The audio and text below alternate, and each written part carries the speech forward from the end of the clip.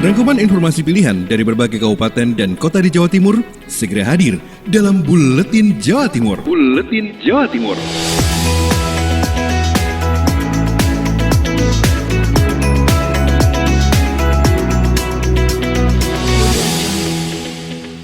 Salam jumpa sahabat.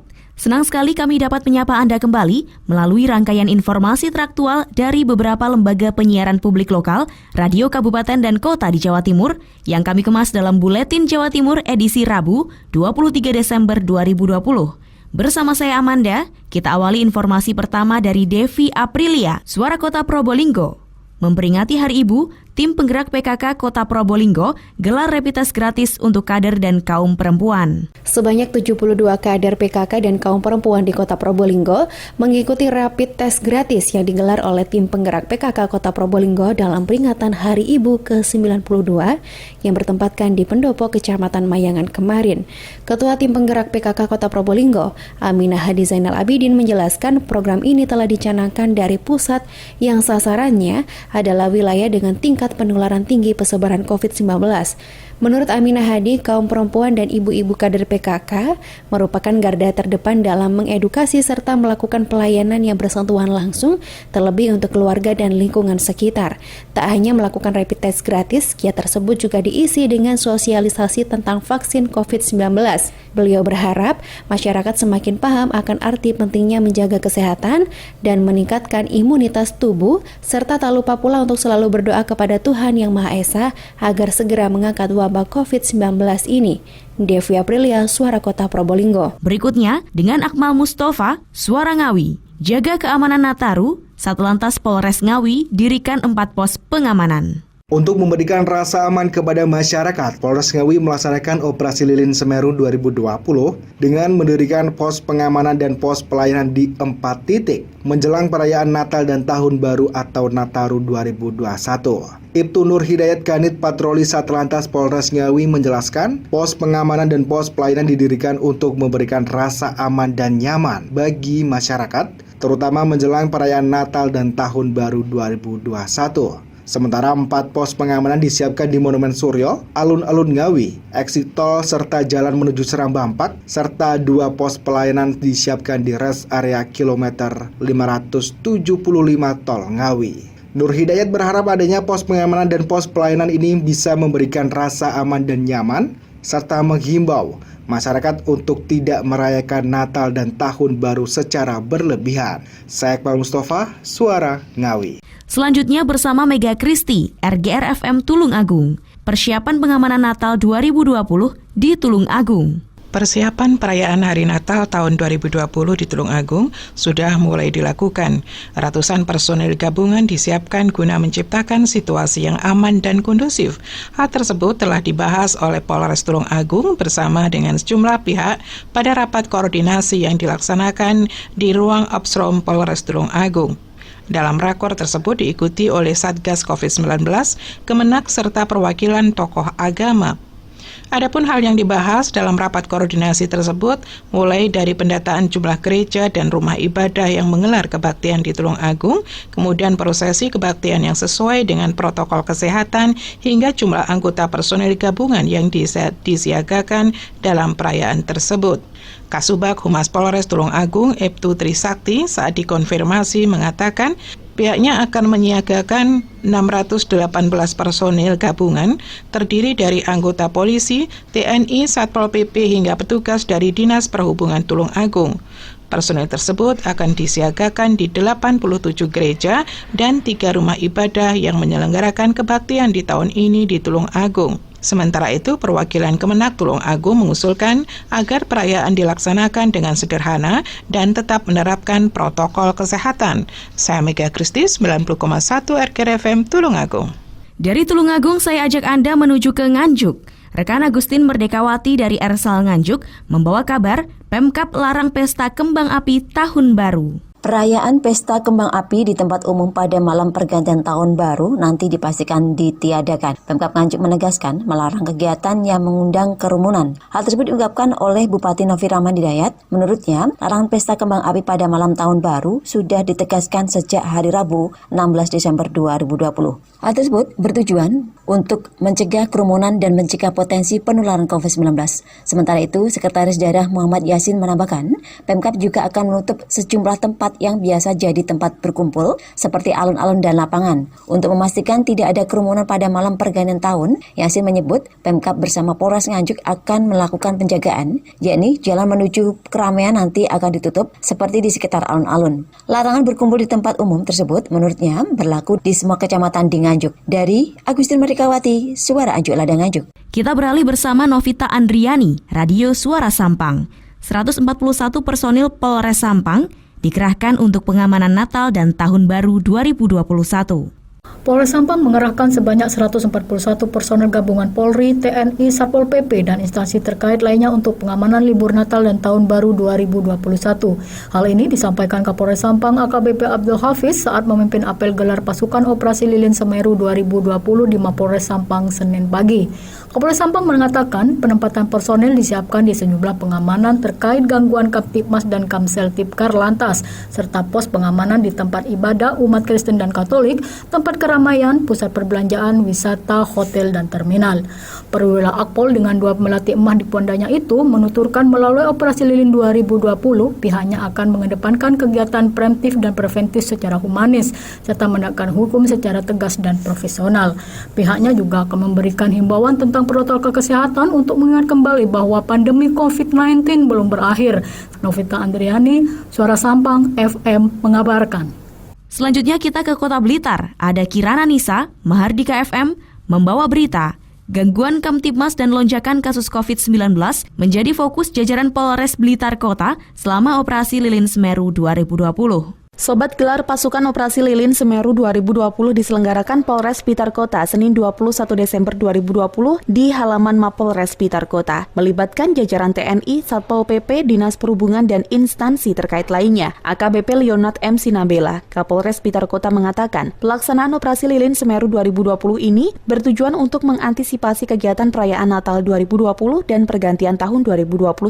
Dalam pelaksanaannya nanti, Polres Blitar Kota telah menetapkan beberapa fokus operasi diantaranya gangguan Kamtibmas dan lonjakan kasus COVID-19.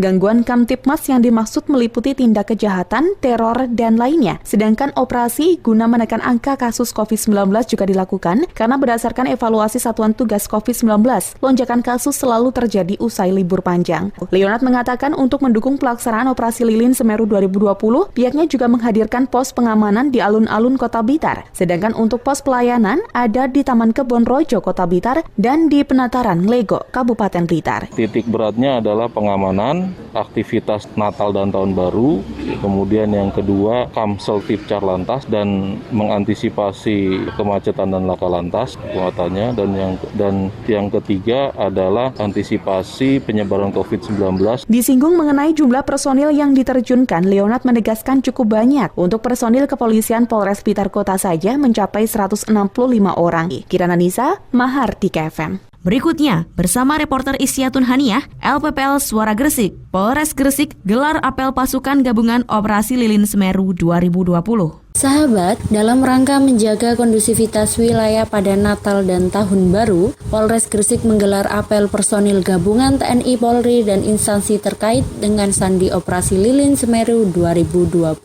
Bertempat di halaman kantor Pemkab Gresik, kegiatan tersebut dihadiri oleh Forkopimda Kabupaten Gresik, peserta apel dari jajaran Polres Gresik, 1 Peleton, Denpom, Kodim 0817 Gresik, Dishub, Satpol PP Gresik, Orari, Banser, Kokam, Senkom, Rapi, dan Saka Bayangkara. Kapolres Gresik AKBP Arif Fitrianto menyampaikan amanat Kapolri Jenderal Polisi DRS Idam Aziz bahwa apel gelar pasukan tersebut dilaksanakan sebagai bentuk pengecekan akhir kesiapan pelaksanaan Operasi Lilin 2020. Dikatakan bahwa bentuk pengamanan ditujukan untuk perayaan ibadah Natal. Pada perayaan perayaan pergantian tahun baru, serta tempat wisata maupun tempat kerumunan massa. Operasi Lilin Semeru 2020 sendiri akan dilaksanakan selama 15 hari, terhitung dari tanggal 21 Desember 2020 sampai dengan tanggal 4 Januari 2021, yaitu dengan mengedepankan kegiatan preventif dan preventif secara humanis, serta penegakan hukum secara tegas dan profesional. AKBP Arif Fitrianto juga berharap bahwa operasi Lilin Semeru tetap mengedepankan penerapan protokol kesehatan guna mencegah penyebaran COVID-19, sehingga masyarakat dapat merayakan Natal dan Tahun Baru dengan rasa aman dan nyaman.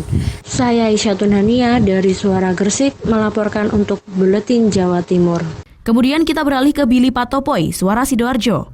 Antisipasi lonjakan kasus COVID-19, Dinas Kesehatan Kabupaten Sidoarjo tambah 20% kuota rawat inap di rumah sakit rujukan. Sahabat, tingginya kasus COVID-19 dalam skala nasional di bulan Desember menjadi perhatian Dinas Kesehatan Kabupaten Sidoarjo. Apalagi saat ini juga sudah dekat dengan momen libur Natal dan Tahun Baru. Salah satu langkah yang diambil dari Dinas Kesehatan adalah menambah 20% jumlah ruang rawat inap pasien COVID-19 di rumah sakit rujukan. Ini seperti disampaikan oleh Dr. Gigi Syaf Satriawarman, Kepala Dinas Kesehatan Kabupaten Sidoarjo, saat ditemui di Pendopo Delta Wibawa pada Senin 21 Desember. Bagaimana? Ya, kami tetap menyediakan hotel, kami juga menyiapkan 20% angka kenaikan tempat tidur di rumah sakit rujukan.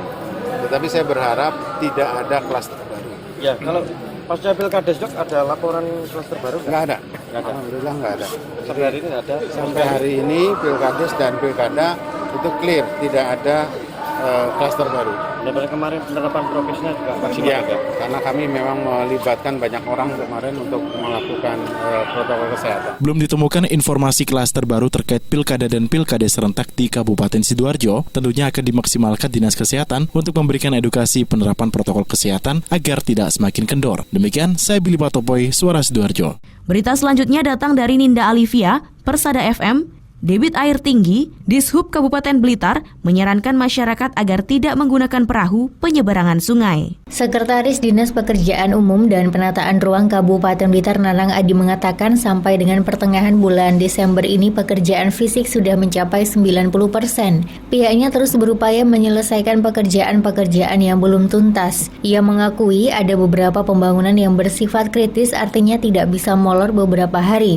Di antaranya satu jembatan di Dusun Sembung, Desa Pager Gunung, Kecamatan Kesamben, serta sejumlah titik pembangunan irigasi. Meski demikian, diyakini pembangunan itu bisa selesai tahun ini dan tidak sampai lompat tahun. Kondisi cuaca beberapa hari terakhir diakuinya menjadi kendala pembangunan irigasi karena debit air menjadi tinggi. Bahkan ada beberapa pembangunan yang harus dikerjakan ulang karena bangunan yang masih basah ambrol tergerus air akibat hujan yang cukup deras. Jadi memang kita menyikapi akhir tahun seperti tahun-tahun sebelumnya, tapi memang tahun ini tidak terlalu banyak seperti tahun sebelumnya, jadi ya istilahnya kita usahakan tidak seperti tahun sebelumnya. Maksudnya kalau melihat memang ada beberapa yang kritis, tapi diusahakan tidak bisa melompat tahun. Nanang menambahkan pekerjaan yang belum selesai merupakan anggaran yang bersumber dari perubahan APBD tahun 2020.